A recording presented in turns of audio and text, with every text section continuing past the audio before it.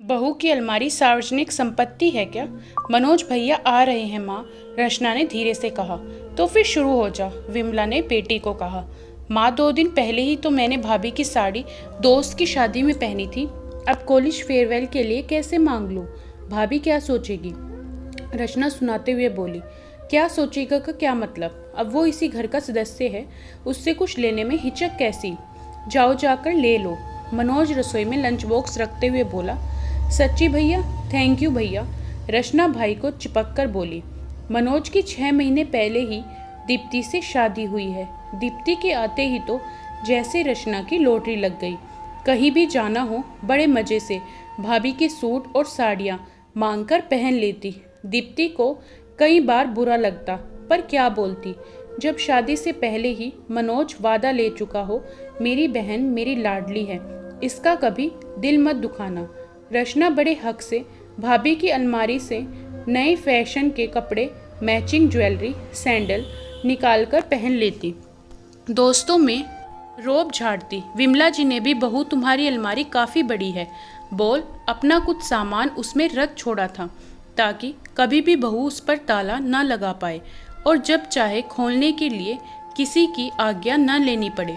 दीप्ति को इस बात से परेशानी थी, पर मनोज ने उसकी एक ने सुनी। रचना, साड़ी तो तुम पहन लो, पर देखो ये मेरी भी फेवरेट साड़ी है जो अब तक पहनी नहीं, सो प्लीज़ फ़ोटो कहीं मत डालना। न भाभी, आप निश्चित रहो, ऐसा तुमने शुभी की शादी से पहले भी कहा था, फिर भी फ़ोटो अपलोड हुई। न भाभी, मैंने नहीं डाली, वो किसी और ने डालकर मुझे टैग कर दिया था। रचना हर बार दीप्ति को कोई न कोई गोली दे मज़े से उसकी चीज़ें यूज़ करती। दीप्ति मन हो न हो, पर अब नई नवेली दुल्हन ससुराल में पूरे सेट हुए बिना किसी इकलौती ननंद को ना कहे। फेयरवेल की फ़ोटो भी सोशल मीडिया और स्टोरी पर डाल दी गई। बुरा तो दीप्ति को बहुत लगा, पर उसकी साड़ी में उसकी ननंद को पसंद कर लिया गया और एक अच्छे घर से रिश्ता आ गया, सो दीप्ति का गुस्सा हवा हो गया। सास बार बार बहू के पैरों को शुभ बता रही। मेरी तो बहू के रूप में साक्षात लक्ष्मी ने प्रवेश किया है।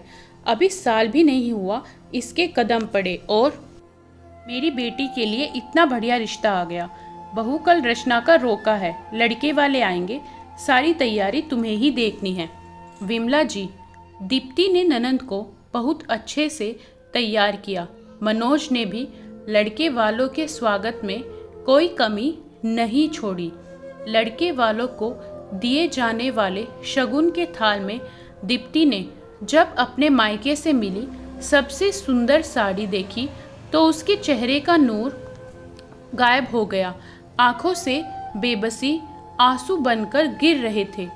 जानती थी इतने शुभ मौके पर कुछ बोलना बेकार है। क्या हुआ? आज हमारी बेगम के चेहरे का नूर कहाँ है? चांद सा मुखड़ा इतना उदास। शगुन के थाल में माँ जी ने जो साड़ी रचना को देने को रखी है, वो साड़ी मेरे पापा जयपुर से लाए थे। कितने साल मेरी माँ ने मुझे देने को सहेज रखी थी।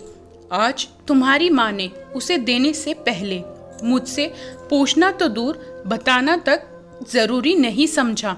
मेरी अलमारी तो पब्लिक प्रॉपर्टी है, जिसे जब चाहे जो चाहे ले, पहने या किसी को दे दें। दीप्ति रोती हुई कमरे से बाहर आ गई। इस बार मनोज को पत्नी की शिकायत जायज़ लगी, पर मौका ऐसा था कुछ कहने का फ़ायदा नहीं था, सो उस समय मनोज ने चुप रहने में ही भलाई समझी। रचना का रोका अच्छे से हो गया। मनोज ने सोचा अब वो विमला जी से इस बारे में बात करेगा। बेटा, सब कुछ इतना अचानक हुआ कि मुझे नई साड़ी लाने का मौका ही नहीं मिला। बहू को वैसे की वैसी मैं दूसरी साड़ी ला दूंगी। ये सब बातें छोड़, तू और बहू खुशखबरी कब सुनाओगे?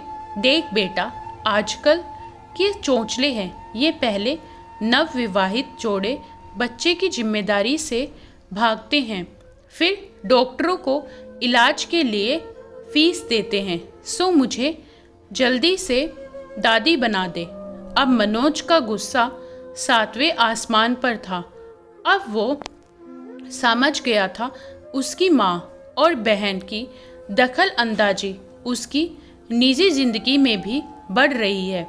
अब वक्त आ गया है जो इस सब को रोका जाए। लड़के वालों ने चट मंगनी पट ब्याह का प्रस्ताव रख दिया। मनोज की व्यवस्था बढ़ गई।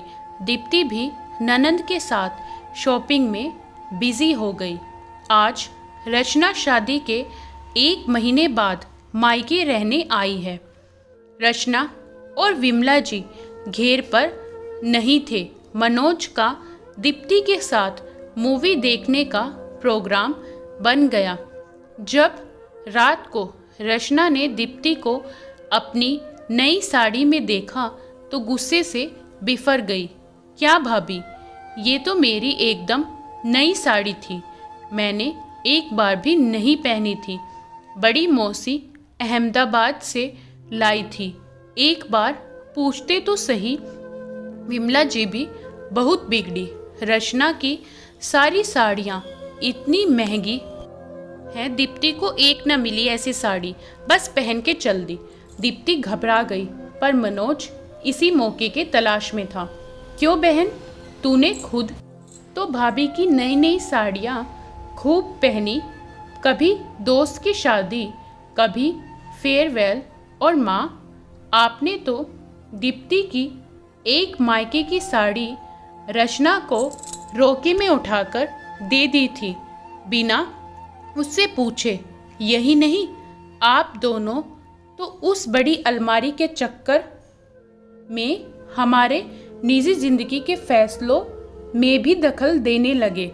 जिस हक से आप ये सब करते आए, उसी हक से मैंने दीप्ति को ये साड़ी निकाल कर दी। रचना मौन स्तब्ध खड़ी थी। फिर भी विमला जी कहाँ चुप रहने वाली थी। जो भी हो, रचना ननंद है, छोटी हो या बड़ी, उसका ओहदा भाभी के ऊपर ही रहेगा। वो घर की बेटी है और दीप्ति बहू, बस माँ ननंद अगर बेटी है तो भाभी भी किसी घर की बेटी है। मायके से मिली चीज़ों का कोई मोल नहीं होता, उससे हर बेटी की भावनाएं जुड़ी होती हैं। आज आपको समझ आ रहा होगा दीप्ति को कैसा लगता होगा। विमला जी ने अब मौन धारण करने में ही भलाई समझी। अब तक माँ और बहन का पक्ष लेने वाला मनोज आज पत्नी के साथ खड़ा था। दीप्ति को आज अपने पति पर गर्व महसूस हो रहा था। बिना उसके कुछ बोले पति ने उसके मन की पीड़ा एहसास सास और ननंद दोनों को करवा दिया। दोस्तों, कैसी लगी आपको हमारी ये कहानी, हमें कमेंट में ज़रूर बताएं। वीडियो को लाइक करें, शेयर करें और चैनल पर नए हो तो सब्सक्राइब करना बिल्कुल ना भूलें।